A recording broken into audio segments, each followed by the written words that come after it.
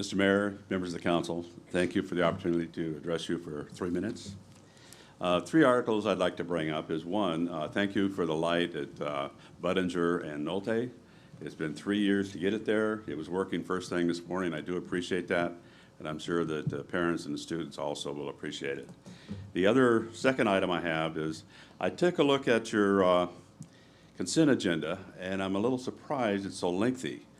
You have a lot of items in there I think the public should know about. Specialized consulting fees.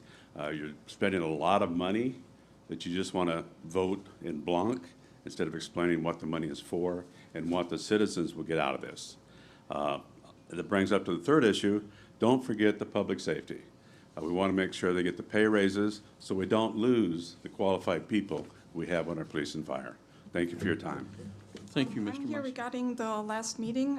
It was brought up that the city should look at the leachate issue again because of the decision in 2009 to stop it, and that it was rushed and not in the citizens' best interest.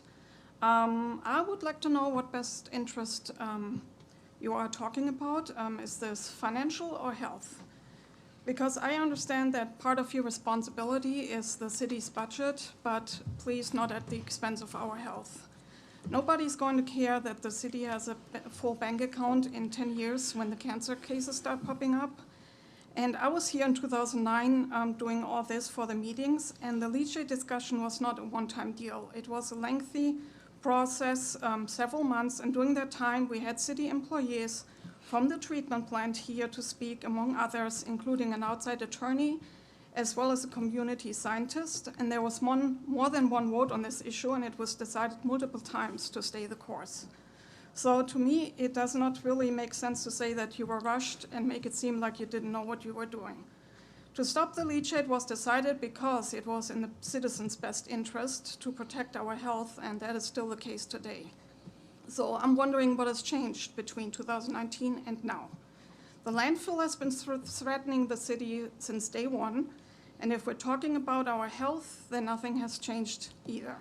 The leachate did not become less toxic. If anything, it is more toxic. In 2019, the coal ash just got here. Now it's been sitting there for 2 years through rain and heat and humidity and is fully integrated in the leachate. We have 600 million pounds of it sitting there. And the landfill is still accepting coal ash and other toxic trash, including 720 tons of contaminated soil from a jet fuel spill, as well as 2 years' worth of hazardous trash. And the other facts are still the same as they were 2 years ago as well. The city is not testing the leachate, so you don't know which contaminants are included in it and at what level.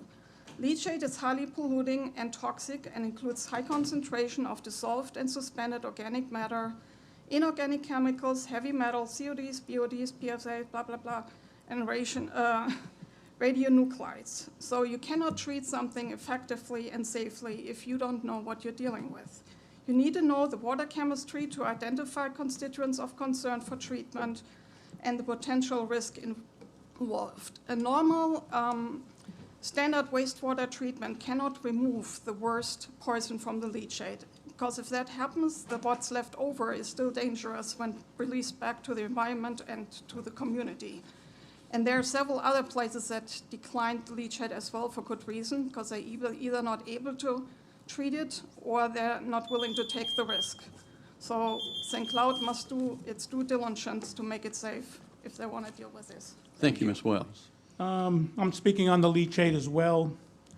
The purpose of me being here is for our group to be able to get in a back and forth discussion when you start discussing whether you want to bring back the leachate or not. So I know you have a big agenda today. I'm not looking for any discussion tonight, but we'll be sending out an email. My group will be sending out an email. We'll communicate. We'll send an email out to each one of you. But that's the purpose, is to, what Mikkel was talking about. She was part of our group. I think we were called the coal ash people.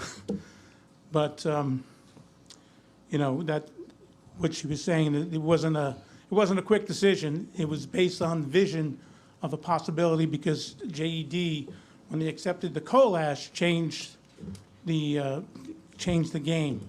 So when they accepted the coal ash from Puerto Rico. So we need to be part of that discussion. So that's the purpose of me coming tonight. Okay, and I wanted to get it on record, so, okay, Thank you, Mr. Lello. thank you.